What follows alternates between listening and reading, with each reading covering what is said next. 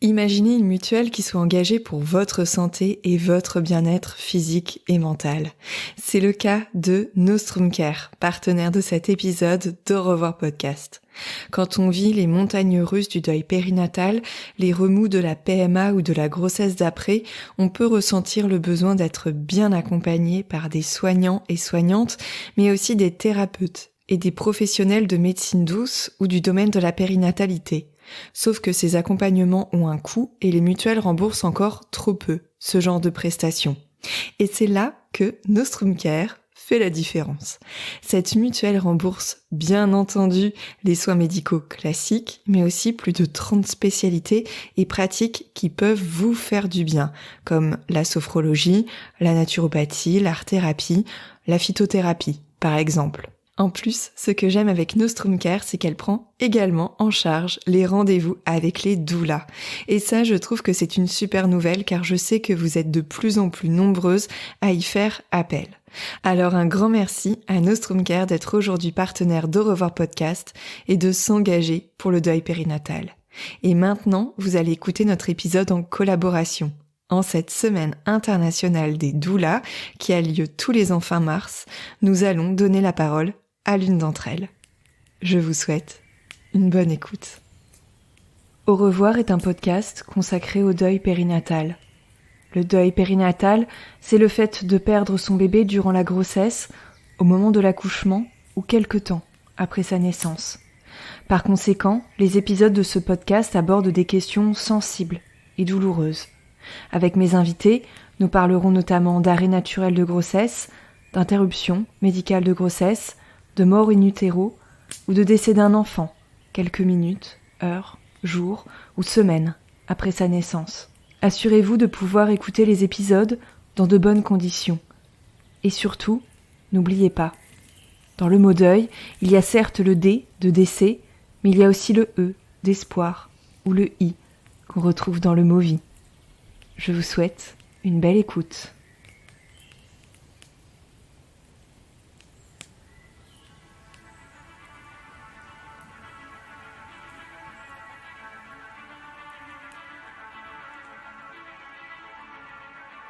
Quand on vit un deuil périnatal ou l'éventuelle grossesse suivante, on peut ressentir le besoin d'être accompagné par différents professionnels. Il y a les gynécologues, les sages-femmes, les psychologues ou psychiatres. Et puis il y a aussi, selon les besoins que l'on a, d'autres thérapeutes ou professionnels. Dans les échanges que j'ai avec vous sur les réseaux sociaux, j'ai constaté que vous étiez de plus en plus nombreux et nombreuses à faire appel à une doula, ces accompagnantes qui sont là pendant la grossesse, la naissance ou le postpartum. Mais une doula, pourquoi ? Et d'ailleurs, en quoi consiste cette profession ? Dans ce nouvel entretien d'Au revoir podcast, j'ai eu envie de rencontrer Leslie Lucien. Leslie, après avoir longtemps travaillé dans la communication, s'est intéressée à la parentalité en devenant maman. Elle est donc devenue auxiliaire de puériculture, elle a travaillé en PMI, Centre de protection maternelle et infantile, et a fini par trouver le métier qu'elle avait envie d'exercer. Doula. Doula, afin d'être au plus près des femmes et des familles, durant la grossesse et après. Aujourd'hui, pour Au revoir podcast, elle répond à toutes mes questions, ou plutôt à vos questions que vous vous posez pour mieux comprendre les liens entre doula et deuil périnatal. Car oui, les doulas peuvent être présentes quand on vit un deuil périnatal. Bonjour Leslie. Bonjour Sophie. Alors Leslie, on va commencer par une question très basique. Est-ce que tu pourrais te présenter et me dire en quoi consiste ta profession de doula ? Quelle est ta vision de ce métier ? Donc moi, je suis Leslie Lucien, je suis doula à Paris et ma vision du métier de doula, c'est que la doula est une accompagnante à la naissance et plus largement une accompagnante au moment des passages et des transitions. Donc moi, j'accompagne majoritairement des familles qui ont un désir d'enfant, donc parfois dans un process de PMA quand ça prend un petit peu de temps, jusqu'à beaucoup plus tard dans la petite enfance. Donc à travers toutes ces phases, il y a plein d'étapes. L'étape de la grossesse, l'étape de l'accouchement, l'étape du postpartum. Et puis à l'intérieur de ces étapes, il y a aussi parfois des espaces de deuil qui viennent aussi s'inscrire. Est-ce que, avant de te lancer dans ta formation ou au cours de ta formation, tu as été sensibilisée au fait que la question du deuil périnatal, ça faisait partie des choses auxquelles tu allais être potentiellement confrontés? Donc c'est sûr que souvent les doulas qui démarrent leur cheminement pour devenir doula, les femmes qui cheminent vers ce métier, elles ont plutôt la vision de l'accompagnement prénatal, éventuellement de la présence à la naissance, d'accompagner le postpartum, mais elles n'ont pas forcément, en tout cas on n'a pas, je pense, forcément l'idée de comment accompagner ces périodes si intenses du deuil. Et c'est vrai que je pense que la formation m'a aussi permis de rentrer dans ces espaces plus difficiles, plus douloureux, que ce soit le deuil, mais aussi la difficulté maternelle, les dépressions postpartum, des choses qui sont peut-être moins simples à appréhender au démarrage de la profession de doula. Et puis, il y a la théorie et la pratique. Bien sûr. Et parfois, il peut même y avoir un écart assez important entre cette théorie et la pratique, comment on met ses capacités en action, parce que parfois, justement, on se retrouve confronté à une réalité qui s'incarne dans le parcours d'une personne qu'on accompagne ou qu'on va accompagner, avec tout ce que ça implique d'un point de vue émotionnel et physique pour cette personne. Et puis, il va falloir recevoir tout ça. Ça peut aussi faire écho à des choses qu'on a vécues, à certaines peurs, à certaines appréhensions, en fonction de là où on en est dans sa vie. Et donc, c'est loin d'être anodin, en fait, pour la doula. Est-ce que tu te souviens un petit peu de la manière dont tu es entrée dans la question du deuil périnatal via ta profession? Qu'est-ce que tu as ressenti à ce moment-là? Et comment finalement tu as réussi à puiser dans tout ce que tu avais appris dans ta formation, mais peut-être aussi dans ta vie? Oui, je pense que tu as raison, c'est un peu un mélange de ce que j'ai appris dans ma formation et aussi ce que j'ai pu vivre dans ma vie personnelle, dans mon rapport à la vie, à la mort, mon rapport au deuil, à la maladie. C'est aussi, je pense qu'il y a des événements personnels qui m'ont permis d'appréhender aussi la maladie et qui m'ont un peu guidée vers mon chemin d'accompagnante. Notamment, ma sœur a eu un petit garçon qui, quelques mois après sa naissance, a été diagnostiqué d'une leucémie, et donc on a accompagné en tant que famille autour de ma sœur, de son compagnon et de son fils. Je pense que tout le monde s'est un peu mis en place en structure pour être un soutien. Donc je pense que j'ai appris à ce moment-là que la vie était fragile, peut-être de manière plus intense et plus dense dans ma chair, à l'intérieur de moi. Et je pense que ce qui m'a touchée dans le fait d'accompagner ma sœur dans ce cheminement, c'est aussi que je pense qu'il lui manquait des espaces d'écoute, et parce que les gens avaient peur. Les gens avaient peur de la mort, en fait. Autour d'elle, peut-être que les gens n'osaient pas venir lui parler, venir lui poser des questions, lui demander un peu comment elle allait, ou juste prendre des nouvelles. Et donc je pense que ça a été quelque chose qui a été assez structurant pour moi dans l'accompagnement, ensuite dans ma pratique, puisque quand j'ai commencé à accompagner des familles, j'ai pas rencontré le deuil tout de suite. C'est venu finalement quand même assez rapidement, je dirais malheureusement, parce que bien sûr que quand on accompagne la naissance, on espère toujours plutôt accompagner la vie. Et en fait, j'ai rencontré en 2016, j'ai été contactée par une amie d'amis, Marie, qui m'a contactée parce qu'elle était enceinte et qu'elle venait d'apprendre que son bébé avait une cardiopathie sévère. Et dans le cadre de cette cardiopathie sévère, on lui recommandait de subir une IMG, une interruption médicale de cette grossesse. Et je pense que je me souviens exactement à quel endroit j'étais quand j'ai reçu ces mots, en fait. Quand j'ai reçu les mots de Marie qui m'annonçaient ce qu'elle était en train de traverser. Il y a un peu tout un monde qui s'effondre, bien sûr, pour la personne. Et pour moi, c'était à ce moment-là où j'ai vraiment compris à quel point mon écoute, l'espace que je pouvais lui proposer à cet endroit-là, juste d'être présente pour elle, sans vouloir transformer les choses, sans vouloir donner de réponse, mais juste être là et offrir cet espace de soutien, c'était important. Alors j'en profite pour rebondir sur ce que tu dis, puisque tu parles d'IMG. Alors l'IMG, c'est l'interruption médicale de la grossesse. En France, c'est une interruption qui peut être pratiquée jusqu'au terme de la grossesse. Selon la loi, il y a 2 cas de figure, soit lorsque la grossesse menace la santé de la femme enceinte, soit, deuxième cas de figure, lorsque le fœtus, donc le bébé à naître, est atteint d'une pathologie d'une particulière gravité, incurable au moment du diagnostic. Et puis effectivement, quand on est parents, futurs parents, c'est souvent au détour d'une échographie en fait qu'on apprend qu'il y a un problème, et puis est abordée la question de l'IMG lorsque justement la pathologie, dans ce deuxième cas de figure, est particulièrement grave. C'est la loi, il faut informer les patientes, les couples, les futurs parents, et donc il y a une décision à prendre. Cette décision, elle est souvent perçue comme un non-choix pour les patientes, pour les couples, de se dire à un moment donné, oui, je prends cette décision, je fais ce choix, je prends la voie de l'IMG. Dans tout le protocole, il y a cette décision à prendre, cette voie à prendre, qui est le fait de la patiente en premier lieu, du coparent éventuellement dans la manière dont il est inclus par l'équipe médicale, mais légalement c'est la patiente.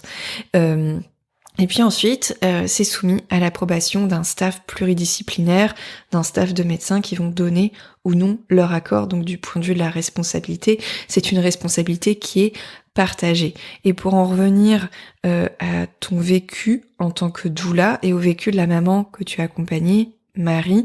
Donc là, Marie, en fait, tu as fait sa connaissance à ce moment-là. Il y avait eu cette décision qui avait été prise. En tout cas, il ne s'agissait plus pour elle de se préparer à un accouchement et à une suite de grossesse telle qu'elle l'avait envisagée. L'accouchement où tout se passe bien, on aura son bébé vivant dans les bras. Au terme de la grossesse où elle était, Marie, elle se destinait à vivre un accouchement par voie basse, dans le cadre d'une interruption médicale de grossesse, ce qui n'est plus du tout la même chose du point de vue du vécu, même si physiologiquement c'est un accouchement par voie basse, un accouchement entre guillemets comme les autres. Psychologiquement, là, ça devient une épreuve, et c'est à ce moment-là qu'elle t'a contacté. Tout à fait. Et je pense que ce qui était très important, on a beaucoup partagé. Je sais qu'elle est ok pour qu'on en parle, donc c'est ok pour moi bien sûr de la nommer et d'en parler. Ce qui est important dans ces moments-là, c'est souvent d'avoir un espace d'écoute empathique et aussi parfois quelqu'un qui peut refaire le fil de ce qui est en train de se passer. Souvent, on a finalement beaucoup d'infos qui viennent de plein d'endroits, d'un côté médical et donc c'est vrai que les parents peuvent se sentir un peu perdus dans tout ce qui est en train de se passer et ils ont parfois juste besoin de venir redire ce qu'ils ont entendu eux, que moi je puisse aussi reformuler. Donc c'est ça que tu veux dire, c'est ça que tu as ressenti, c'est ça que tu as entendu. Et ça permet, je dirais, de mettre de l'ordre et aussi de voir un peu les points d'étape qui vont être les prochains points d'étape. Et souvent les familles me nomment ça, me disent mais en fait c'est rassurant aussi pour moi de sentir que tu es là dans cet espace des prochaines étapes et c'est important. Et puis j'ajoute aussi que dans des parcours comme l'interruption médicale de grossesse, on peut aussi être accompagné par plein de médecins, de sages-femmes. C'est un parcours qui est ultra balisé, qui a un versant médical mais aussi humain, très important surtout lorsque les soignants sont bien formés au deuil périnatal. Et puis il peut y avoir aussi le fait de dire bah tiens, s'il y a une doula que je peux contacter, ça rajoute quelque chose dans l'accompagnement. C'est un peu comme une personne en plus à laquelle on peut faire appel. Oui, tout à fait, ça c'est très important. Mon travail, c'est vraiment un travail qui est complémentaire, tout à fait, du suivi par les soignants. Je dis souvent que l'accompagnement par une sage-femme, c'est à la fois un accompagnement émotionnel et aussi un accompagnement, bien sûr, médical de toute la gynécologie, de toute la partie de l'accompagnement de la grossesse.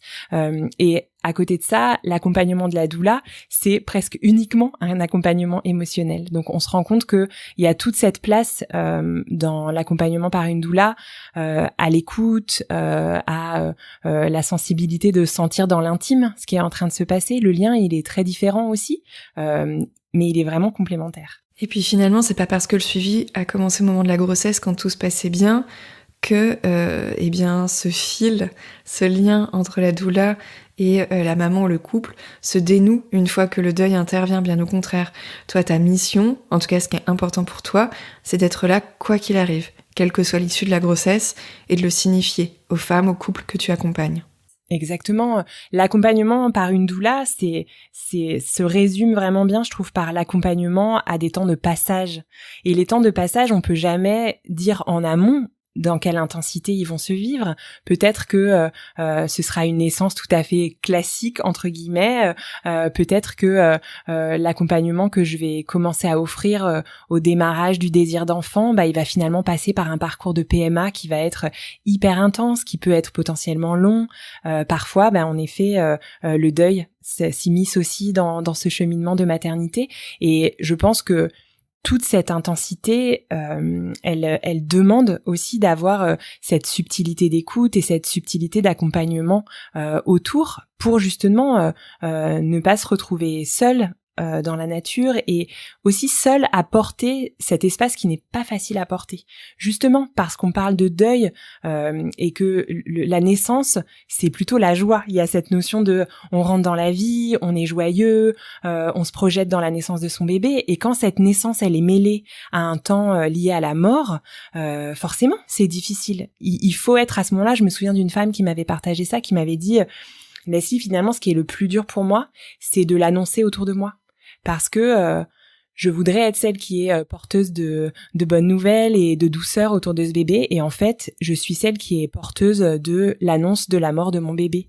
Et en fait, j'ai presque l'impression que c'est moi qui dois soutenir les autres autour de moi, alors que j'aurais besoin d'être soutenue. Et donc ça, pour moi, c'est l'espace de la doula. D'être là et de dire « je suis là pour toi ». Tu disais aussi que tu adaptais ta manière d'être là, notamment en ouvrant un espace de parole, parce que tu as bien vu, comme tu le disais, avec l'épreuve qu'a traversée ta sœur, que quand il y a un souci, qu'il y a un problème, les gens sont très maladroits ou alors ils se renferment un peu dans leur coquille de peur de faire du mal. Ils essayent aussi parfois de se protéger. Enfin, il y a quand même beaucoup de tabous, beaucoup de silence, de choses qui rajoutent de la violence à la douleur déjà existante.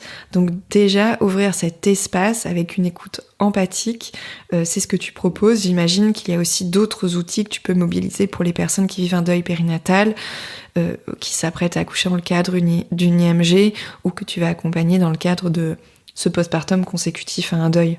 Tout à fait. Chaque doula a un peu son mode de fonctionnement. L'essence de notre accompagnement, c'est un accompagnement autour de l'écoute et de la relation d'aide. Ce qu'on appelle l'approche centrée sur la personne, c'est vraiment la connexion à l'autre, authentique, empathique, pour offrir ce moment de parole et d'écoute.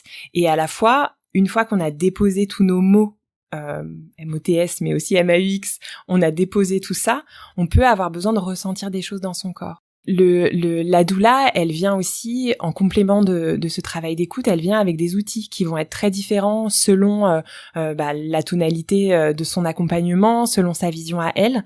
Donc moi par exemple, je travaille beaucoup avec l'hypnose de relaxation, avec la voix, pour justement venir ancrer dans le corps du repos, des respirations, de la détente. Quand justement le cerveau il va un peu à 1000 à l'heure, on a un moulin dans la tête de choses à prévoir, de choses à faire, de choses à gérer, d'émotions qui sont tellement fortes. Parfois, juste revenir à la respiration, revenir au souffle, c'est très important. Donc moi, j'aime bien utiliser toutes ces techniques de respiration, des techniques aussi de chant prénatal que j'utilise dans la grossesse quand elle est plus classique, mais aussi dans le temps de deuil, qu'on va utiliser avant la naissance, mais aussi après la naissance, et qu'on peut aussi utiliser au moment de l'accouchement.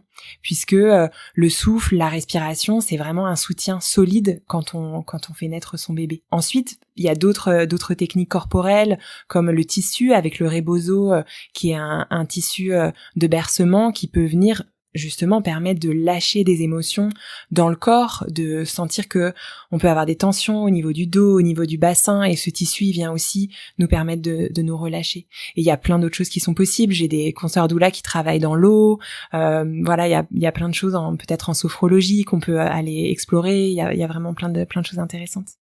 Ce qui m'interpelle dans ce que tu dis et que je trouve très intéressant, c'est que finalement les outils que tu mobilises et que peuvent aussi mobiliser d'autres doulas, eh bien ce sont les mêmes outils que pour toutes les femmes qui ont accouché ou qui se destinent à accoucher, que ce soit dans le cas du deuil périnatal ou pas. Ce sont des outils pour toutes les femmes et qui peuvent se décliner en fonction de la singularité de leur parcours. Et Je pense aux personnes qui vivent un deuil périnatal et qui sont peut-être en train de se dire, est-ce que je suis légitime dans mon postpartum? Est-ce que je suis légitime dans ma maternité? Alors surtout quand il n'y a pas eu d'autres enfants vivants avant, on peut se poser la question, est-ce que je suis mère? Est-ce que je suis pas mère? Il y a beaucoup de choses qui se nouent d'ailleurs du point de vue de cette identité. Et finalement, toi, les outils que tu proposes, ce sont les mêmes pour toutes les femmes. C'est juste que tu les adaptes à leur vécu singulier. Et quelque part, que le bébé soit vivant ou non, ce sont les mêmes outils et ça permet peut-être de se sentir presque plus légitime. Bah oui, mon corps, il est en postpartum, comme pour toutes les femmes, même si mon bébé n'est pas là. Oui, je peux me sentir mère, même si mon bébé n'est pas là. Ma doula, elle est là pour moi, elle est là pour toutes les mères, toutes les maternités. Tout à fait. Et c'est ultra important parce que souvent dans le deuil périnatal, on peut avoir la sensation que la maternité se referme. C'est aussi une sensation qui vient de l'extérieur, puisque personne n'ose plus trop parler de ce bébé qui n'est plus là. Donc il est plus là physiquement, mais il est tellement là aussi émotionnellement. Il est tellement là en présence. Il est là aussi dans le corps postpartum de la femme qui vient de mettre au monde ce bébé. Donc sentir que en postnatal j'ai cette légitimité. Mais parfois c'est difficile de retourner voir son aptonome ou sa sage-femme en cabinet parce que on va rencontrer d'autres femmes qui sont elles enceintes ou retourner à la maternité. Donc il y a aussi ce cadre qui est privilégié avec sa doula puisque la plupart du temps, la doula, elle accompagne au domicile de la famille. Donc c'est vraiment rentrer dans cette intimité-là. Mais parfois aussi, et c'est là où il y a un besoin d'adaptabilité aussi de la doula, c'est comprendre et écouter le besoin de la femme, de la famille qu'on accompagne. Parce que parfois, rester chez soi, en postnatal, c'est vraiment très intense et très dur. Et ça va être beaucoup plus facile pour une femme ou pour un homme de me dire, en fait, Leslie, ce serait super qu'on aille se balader peut-être au parc ensemble pour se parler, pour poser des choses, ou peut-être qu'on se retrouve dans un café, parce que c'est un lieu qui est plus neutre et qui est pas l'espace où on a la chambre de notre bébé, où on a notre lieu de vie. Donc je pense qu'il y a une vraie subtilité et une vraie sensibilité à avoir pour dire c'est quoi ton besoin en fait à toi. Je pense que, et encore une fois, c'est vrai, quels que soient les temps de la grossesse, que la grossesse soit, je dirais, aboutisse à une naissance où le bébé est en vie ou par un deuil, les femmes, les familles, elles ont besoin qu'en tant que doula, je m'adapte en fait à leurs besoins à elles. Donc souvent, je reviens à elles.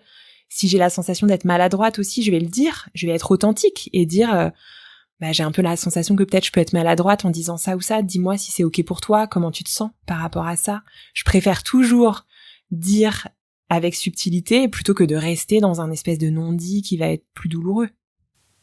Justement, pour revenir à la question de la prise de parole, tu parlais de l'écoute empathique, et puis toi, de ton côté, il faut aussi que tu prennes la parole face à des personnes qui ont vécu cette épreuve du deuil périnatal. Et comme tu le soulignais, on peut se dire, est-ce que là je suis maladroite? Est-ce que ce que je dis, c'est ajusté à cette personne? Peut-être que la manière de formuler ça peut faire du bien à certaines, peut-être qu'à d'autres, ça ne peut pas faire du bien. Pour toi, c'est important justement de pouvoir verbaliser des choses comme « excuse-moi si je suis maladroite, est-ce que ce mot te convient ?» Justement de faire un petit pas de côté et d'avoir du recul sur ce que tu dis, sur ce que tu fais pour t'ajuster au mieux aux personnes que tu accompagnes. Exactement, avoir des ajustements de vocabulaire sur la manière dont les femmes vont parler de leur bébé. Est-ce qu'elles vont parler d'un bébé? Est-ce qu'elles vont parler d'un fœtus? Parce que peut-être elles le nomment pas de la même manière. Est-ce qu'elles ont envie de nommer leur bébé? Ça, c'est tellement personne dépendant. Donc je peux être facilement maladroite, je peux facilement me tromper. Mais j'ai envie de dire, c'est pareil dans tous les cas et dans tous les temps d'accompagnement. Donc ma vigilance, c'est vraiment de repartir d'elle, de repartir de la femme que j'accompagne, de repartir de la personne que j'accompagne pour dire de quoi as-tu besoin aujourd'hui, et à partir du moment où j'entends ce besoin, ça me permet de l'accompagner au plus juste. Et puis, pour accompagner les personnes au plus juste, comme tu dis, il faut se sentir capable de les accompagner. Et la question du deuil périnatal, c'est quelque chose qui peut nous renvoyer à des peurs, à des appréhensions, à un vécu traumatique. Peut-être qu'on s'est senti en capacité de le faire par le passé, et puis là, à cet instant, on se sent plus en capacité de le faire. Est-ce que ça t'est déjà arrivé? Ou alors, voilà, si ça devait t'arriver dans le futur, ce serait quoi ta manière de faire, de dire à cette personne en face, écoute, je suis peut-être pas la meilleure personne là, maintenant, pour t'accompagner. Comment tu ferais en fait? Comment tu ferais? Parce que ça peut être très déstabilisant aussi. C'est peut-être quelque chose auquel t'as déjà réfléchi. Ouais, je pense que c'est vraiment une question qui est ultra importante. Quel est à la fois mon cadre éthique, mon cadre émotionnel, mon cadre professionnel, et où est-ce que j'en suis à cet instant-là où tout à coup cette personne m'appelle pour me dire bah voilà ce qui se passe pour moi, tu m'accompagnes depuis plusieurs mois et en fait j'ai perdu ce bébé. Comment je me sens, comment je reçois ça? Bien sûr que je peux être authentique et nommer ma tristesse comme je suis touchée, je peux être émue, ça m'arrive de pleurer avec les familles que j'accompagne. Pour moi, c'est important, je dis souvent ça, mais de pas pleurer au-dessus de la famille. C'est-à-dire que c'est important que elles sentent que je peux être touchée par ce qui se passe, mais je vais jamais prendre trop de place dans cet espace-là. Et si je sens que peut-être ça prend trop de place pour moi, que c'est trop intense, bah je pense que ça ne m'est jamais arrivé parce que je me suis toujours sentie à l'aise d'accompagner autour des deuils que j'ai pu rencontrer dans ma pratique. Mais je pense que c'est important que peut-être des jeunes doulas, et c'est ce que je dis aussi dans la formation quand je partage, de travailler en réseau et de pouvoir dire ce que tu me partages là, ce que tu vis là, je me sens tellement touchée, je me sens tellement émue, mais peut-être que je me sens pas encore assez outillée, que je me sens pas encore assez solide en tant que doula pour t'accompagner autour du deuil. Et donc je t'invite peut-être à rencontrer telle ou telle doula parce que je pense qu'elles peuvent te faire du bien, elles peuvent être les bonnes personnes. Et c'est, je pense, pas ressenti comme un abandon de la part de la famille que j'accompagnerai à ce moment-là, parce que je suis aussi source de propositions et de ressources pour lui dire bah peut-être que c'est pas moi la bonne doula pour toi à cet instant-là parce que j'en suis pas capable, mais peut-être que y a d'autres doulas, et donc c'est là où travailler en réseau est important, qui pourront être des soutiens. Pour rebondir sur ce que tu dis, on est aussi finalement dans le soutien quand on reconnaît que l'accompagnement ne pourrait pas être adéquat. C'est aussi un soutien parce qu'on propose d'autres noms. On n'abandonne pas, on dit c'est pas juste un non et je donne pas de réponse à ce message ou je réponds pas aux sollicitations. En fait, tu fermes pas la porte à ces personnes. Tu leur dis non, ce sera pas moi, mais tu ouvres la porte en proposant d'autres noms, d'autres ressources. Bien sûr, et puis souvent ce que j'ai observé aussi, c'est que je peux avoir la sensation en tant que doula de pas être capable d'accompagner ce deuil parce qu'en fait il est pas concret. Je suis pas face à une situation où j'ai rencontré une personne qui vit ce deuil. Et finalement, quand je vis cet accompagnement, je me rends compte qu'en fait je suis capable d'accompagner, mais j'ai besoin d'être moi-même soutenue. Je crois que on soutient bien que en étant soi-même soutenu. Je peux pas être une doula toute seule dans la nature. J'ai besoin d'avoir de la supervision, j'ai besoin d'avoir d'autres consoeurs doulas avec qui je peux partager.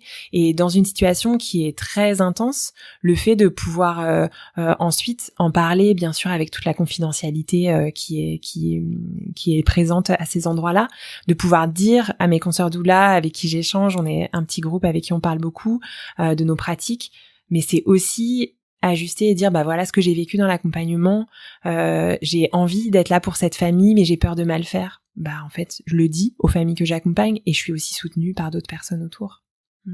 Et je passe la main quand je sens que j'ai besoin de passer la main. Ultra important. Dans la question du deuil périnatal, il y a le deuil périnatal qu'on peut vivre voilà à un instant T, quand ça vient de se passer avec la question du postpartum, et puis il y a les répercussions de ce deuil quand il y a éventuellement d'autres grossesses, qu'on se réengage parfois aussi dans un parcours de PMA. Voilà, le deuil périnatal, c'est pas seulement la grossesse qui s'est arrêtée, ou cet accouchement qui s'est mal passé, ou ce bébé qui est décédé quelque temps après sa naissance, ça a des répercussions à plus long terme. Et ça, c'est quelque chose aussi que tu as accompagné, cette éventuelle grossesse d'après. Je sens qu'il y a beaucoup de familles qui vont pas avoir forcément l'information au moment où elles vivent ce deuil et le décès de ce bébé. Et c'est un déclencheur d'ailleurs, cette grossesse d'après, parfois pour se dire là je vais avoir besoin d'une doula. C'est exactement ça. C'est souvent dans mes accompagnements, en tout cas chez des familles que je rencontre, où elles me disent tu sais cette grossesse c'est pas ma première grossesse. J'ai vécu ce deuil et c'est parce que j'ai vécu ce deuil dans cette première grossesse que aujourd'hui pour cette seconde grossesse j'ai envie d'être accompagnée aussi par une doula parce que j'ai mon accompagnement par ma sage-femme, j'ai la maternité qui m'accompagne, je me sens bien épaulée, mais il y a aussi des moments où j'ai envie de dire les choses différemment, avec une intimité peut-être plus profonde, avec des peurs que j'ai envie de dire et que j'ai besoin de nommer. Et c'est vrai que l'espace que laisse la doula, c'est aussi un espace qui est plus long. Nous, on fait des séances qui sont d'1h30 à peu près. Donc, quand on a ce temps d'1h30, ça laisse aussi vraiment la place à processer la pensée, à laisser les émotions monter, à dire en fait, voilà ce qui se passe aujourd'hui pour moi dans cette nouvelle grossesse et j'ai besoin de le dire, j'ai besoin de le poser. Oui, et puis c'est vrai qu'on s'adresse pas à une doula de la même façon qu'on s'adresserait à sa sage-femme, de la même manière que la sage-femme qu'on a, on n'a pas forcément le même lien avec elle qu'avec son ou sa gynécologue, son ou sa psychologue. Et puis être là pendant 1h, 1h30, où on sait qu'on va parler de ça, de cette grossesse, de ce qui a amené cette grossesse, de ce que ça réveille. Finalement, c'est aussi se ménager un espace de parole pour ce bébé ou cette grossesse précédente, ou pour ce bébé et cette grossesse actuelle. On peut pas nier que dans cette grossesse d'après, dans ces grossesses d'après, il y a des peurs qui sont souvent encore plus présentes que pour une première grossesse, parce que il y a une vraie conscience que donner la vie, c'est aussi donner la mort à un moment. Donc bien sûr qu'on espère tous que nos enfants vivront jusqu'à 100 ans et bien après nous. Mais je pense qu'on a cette conscience de la fragilité de la vie. Une des femmes avec qui j'étais en lien et qui m'a partagé cette phrase que j'avais trouvée hyper belle, qui m'avait dit après la naissance de mon fils, qui était une naissance où il était décédé in utero, j'ai appris à mieux vivre car la vie est courte et fragile, à prendre le temps de me découvrir, de me rencontrer, de me guérir pour renaître. Et je trouvais que c'était hyper beau de l'entendre me dire ça parce que y a à la fois plein de choses à vivre après cette première naissance ou cette naissance qui a abouti avec le décès du bébé, mais il y a aussi comment je peux construire ça sur des bases solides. Et les bases solides, c'est souvent avoir de l'écoute et avoir un accompagnement. C'est un espace qui est primordial. Oui, et puis avoir de l'écoute et un accompagnement qui peut se traduire de plein de manières, quelles qu'elles soient, que ce soit des manières médicales, psychologiques, émotionnelles, tout simplement humaines. On a parfois l'envie d'avoir une équipe autour de soi avec des professionnels de santé, des soignants, des accompagnants, des thérapeutes, etc., etc.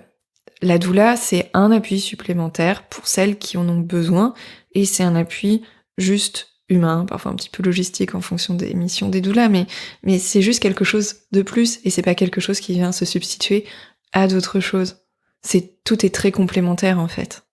J'ai parlé un peu tout à l'heure de la notion de travailler en réseau avec mes consoeurs doulas, mais c'est aussi travailler en réseau avec tous les professionnels de la périnatalité. Pour moi, dans un accompagnement, ce qui compte, c'est d'entendre quel est le besoin de la personne. Et quand j'entends ce besoin, mon expérience me permet aussi de dire parfois peut-être ça pourrait être intéressant d'aller voir tel ou tel praticien, est-ce que c'est une piste que tu as explorée, est-ce que tu as un accompagnement par un ostéo, par tel type de sage-femme qui font tel type d'accompagnement, est-ce que c'est quelque chose que tu envisagerais? Et souvent les personnes n'y ont pas pensé parce que justement elles connaissent pas, elles n'ont pas connaissance et conscience de tout ce qui existe autour. Donc c'est aussi le fait d'être accompagnée par une doula, c'est aussi ça l'idée, c'est de se dire moi je suis pas une femme à tout faire, je peux pas tout accompagner. Donc c'est aussi m'autoriser à dire là c'est génial, je sens que tu nommes ce besoin-là. Est-ce que ça pourrait pas être telle ou telle personne qui pourrait être un intervenant intéressant pour toi? Plus tu parles, Leslie, de ton métier de doula, de ta mission, plus, je me rends compte en fait que voilà, je ne savais pas vraiment en quoi consistait la profession de doula. Moi, j'ai pas fait appel à une doula. D'ailleurs, c'est vrai que j'ai vécu mon deuil. J'ai perdu mon premier bébé il y a 6 ans. Mes filles, elles ont maintenant 5 ans. À cette époque-là, finalement, on parlait quand même beaucoup moins des doulas qu'aujourd'hui. Et d'ailleurs, on en parle de plus en plus et pas toujours dans des termes très élogieux, ce qui fait qu'on peut avoir une idée complètement fausse de ce que c'est une doula.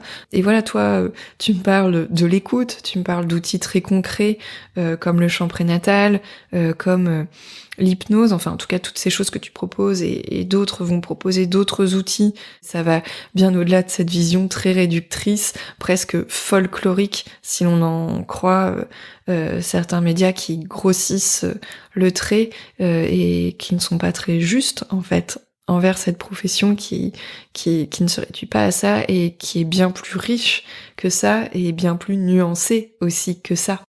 Souvent, dans l'inconscient collectif, il y a un peu cette vision de la doula très ésotérique qui va faire brûler de la sauge, pourquoi pas. Moi, j'adore la sauge, donc en même temps, je suis paradoxale, mais je trouve que c'est important de se dire qu'il y a cette vision qui peut être un peu ésotérique de cette femme qui danse avec une robe un peu ample et voilà, je sais pas, une espèce de vision très chamanique de la couronne de fleurs.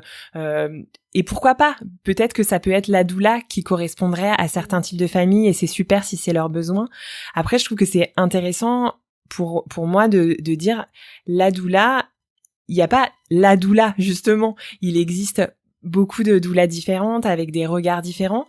Mais je pense que ce qui est pour moi l'essence de notre métier, c'est l'approche centrée sur la personne. Et l'approche centrée sur la personne, c'est pas du tout ésotérique. C'est offrir un temps à la personne qui formule ce qu'elle ressent, ce qu'elle traverse, ce qu'elle vit, pour l'entendre. Et la vraie différence avec un thérapeute, parce que souvent on me dit ça, on me dit mais oui, mais du coup si t'écoutes et si tu prends le temps d'entendre les personnes, ça veut dire que t'es un peu comme un psy, t'es un peu comme un thérapeute. Et moi je dis toujours non, parce que le thérapeute il a un objectif de soin, il a un objectif thérapeutique. Je viens chez mon thérapeute avec une problématique de solutionner je sais pas, la relation avec ma mère, par exemple, entre autres choses, et je vais travailler ça avec lui, avec cet objectif.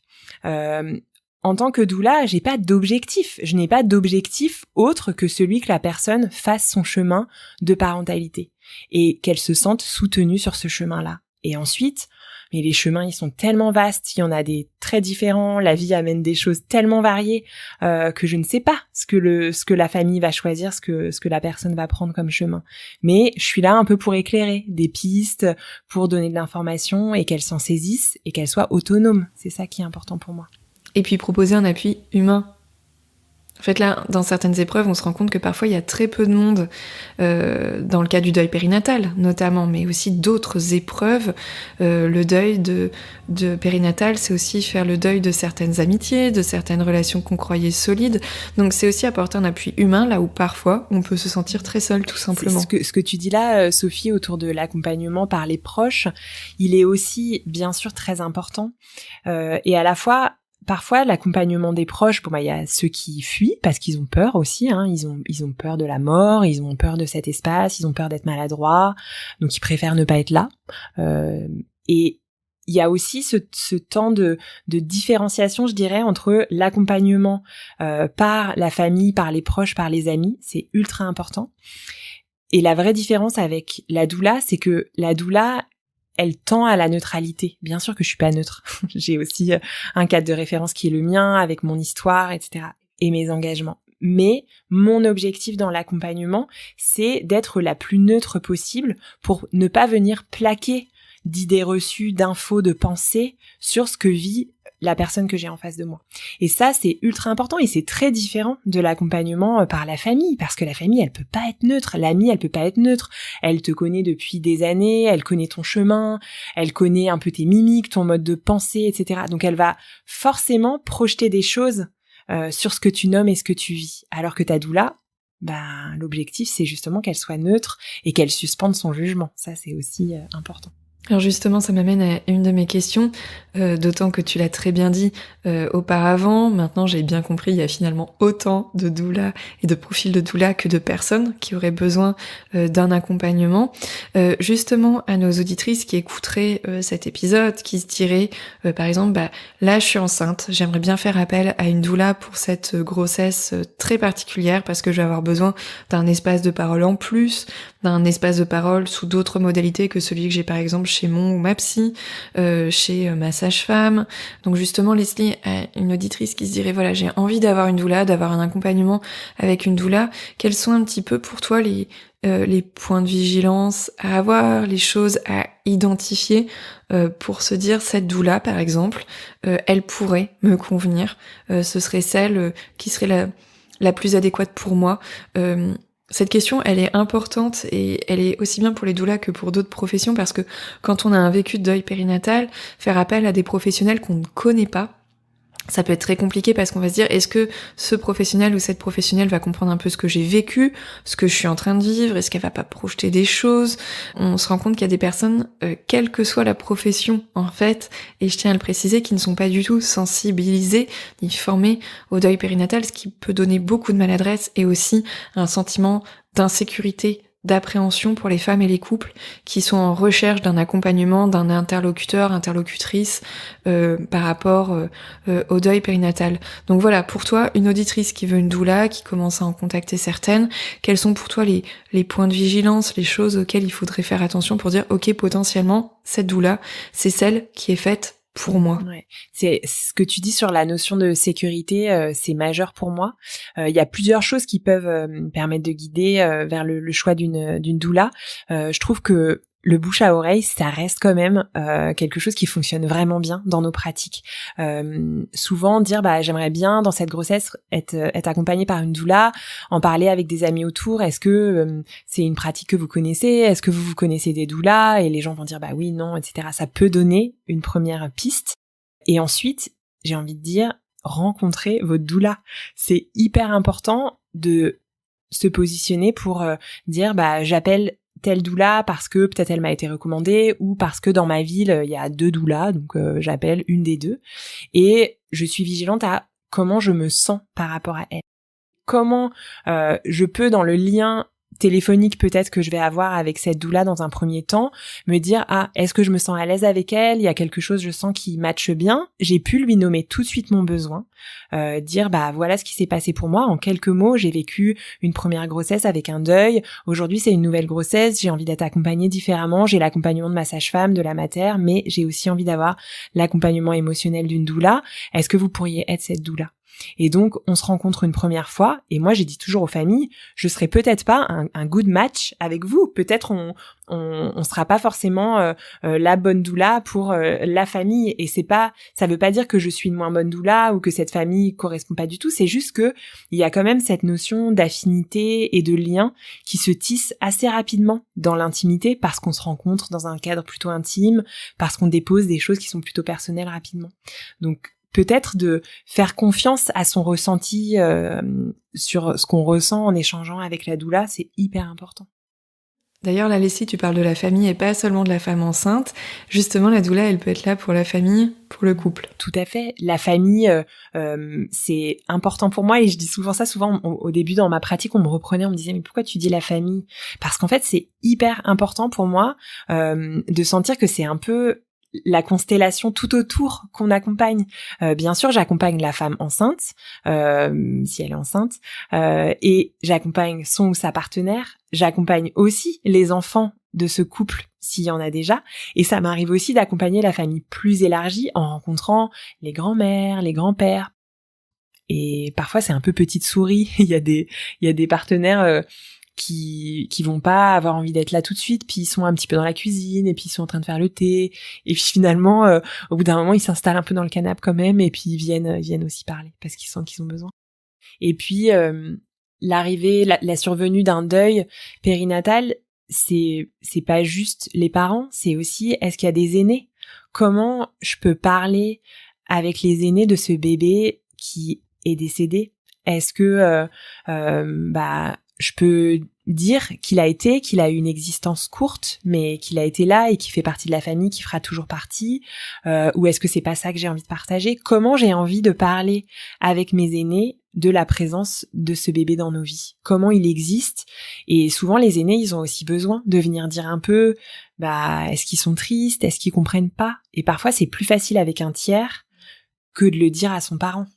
Quand justement dans le deuil, tout est étouffé souvent, j'ose pas parler de ce qui se passe pour moi, on en parle pendant tout un temps et puis après l'entourage n'en parle plus du tout, comme si ce bébé n'existait plus.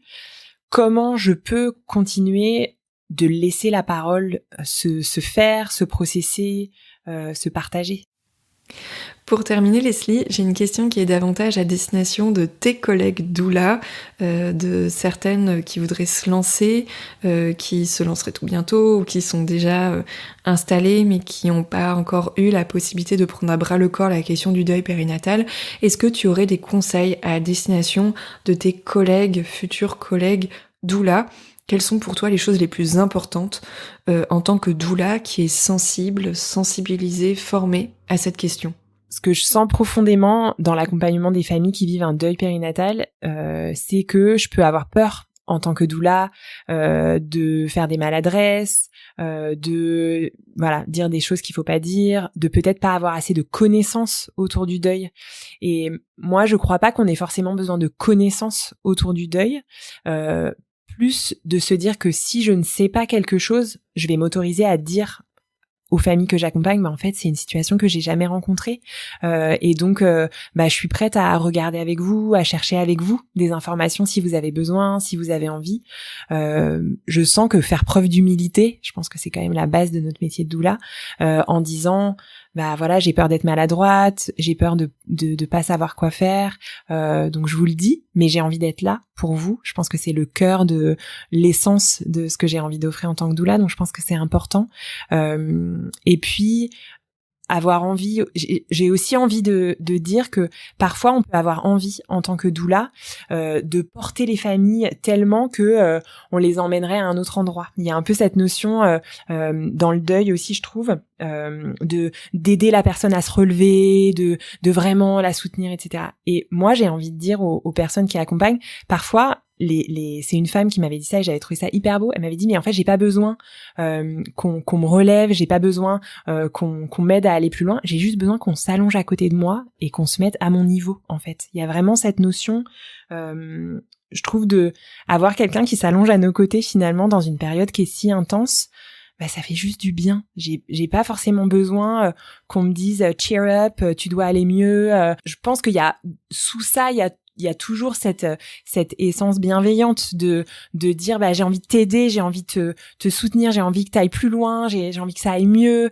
Sauf qu'en fait, ce que disent souvent les personnes autour de moi qui ont pu vivre un deuil, elles disent mais moi j'ai pas envie d'un autre bébé, j'ai envie de ce bébé qui est celui qui est décédé. Donc je peux pas être encore ou je veux dire déjà, je peux pas être déjà dans la suite alors que ce dont j'ai besoin, c'est juste qu'on s'allonge à côté de moi et qu'on prenne soin de moi. Par l'écoute et par le soin. Merci beaucoup Leslie pour toutes ces réponses. Merci Sophie de m'avoir offert cet espace. À bientôt.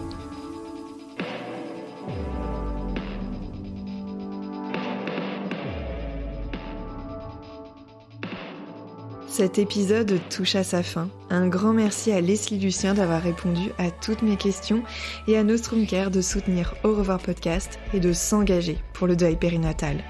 Si vous souhaitez en savoir plus sur cette mutuelle, ses prestations et ses offres en matière de santé physique, mentale et de périnatalité, rendez-vous sur nostrumcare.fr. Je vous mets le lien direct et plus de détails dans la description de l'épisode.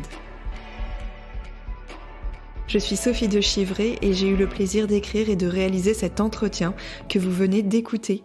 Si vous souhaitez soutenir Au revoir podcast, n'hésitez pas à partager les épisodes et à mettre des étoiles et des commentaires sur Apple Podcast et Spotify. En attendant un prochain épisode, rendez-vous sur les réseaux sociaux et plus particulièrement sur Instagram, sur le compte aurevoir.podcast pour découvrir du contenu supplémentaire pour lever le voile sur le deuil périnatal. Je vous dis à très vite.